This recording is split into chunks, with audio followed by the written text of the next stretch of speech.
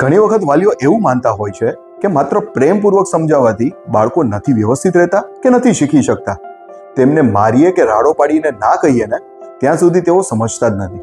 એટલે ક્યારેક જરૂર પડીએ ત્યારે એ રીતે સમજાવવામાં કંઈ ખોટું નથી.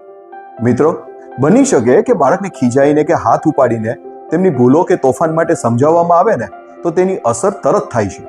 પરંતુ ઓબ્ઝર્વ કરજો કે જ્યારે આપની ગેરહાજરી હશે ને તેઓ ત્યારે વધુ સ્વચ્છંદતાથી વર્તન કે વ્યવહાર કરશે.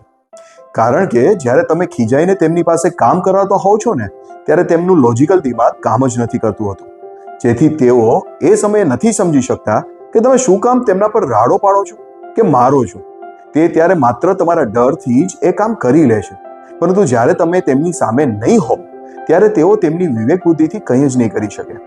તેની જગ્યાએ થોડા વધુ સમય બાળકને આપી સમજાવવામાં આવે ને તો તેમનું લોજિકલ બ્રેન તમારી અવેજીમાં પણ શું કરું અને શું ના કરું તેનો ભાસ તમને કરાવ્યા કરશે. અને બાળક વધુ સમજદારીથી તેમના દિમાગનો ઉપયોગ કરીને તમે શીખવેલું ખૂબ સરસ રીતે કરવાનો પ્રયત્ન કરશે. વાત નાની છે પણ ખૂબ જરૂરી છે. જરૂરથી વિચાર કરજો.